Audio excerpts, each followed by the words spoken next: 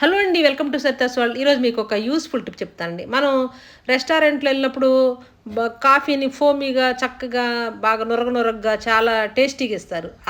అంతకంటే కూడా మనం ఇంట్లోనే సూపర్‌గా చేసుకోవచ్చు. మనకి ఎటువంటి మిక్సీ జార్లు, బ్లెండర్స్ ఏం అక్కర్లేదు. చక్కగా మనం ఒక గ్లాస్ జార్ ఉంటే గనక ఈ విధంగా దానిలో మనం 2 స్పూన్ల కాఫీ పొడి, 2 స్పూన్ల పంచదార వేసేసుకొని, కొంచెం వాటర్ పోసేసుకొని ఈ విధంగా గిలకొట్టాలి బాగా. గిలకొట్టిన తర్వాత ఇదంతా కూడా లోపలంతా నురగా ఈ ఫోమీగా వచ్చేసిద్ది. దాన్ని తీసేసుకొని చక్కగా ఒక గ్లాస్‌లో ఒక కాఫీ కలుపుకోవడానికి ఒక గ్లాస్‌లో పోసుకోవాలి.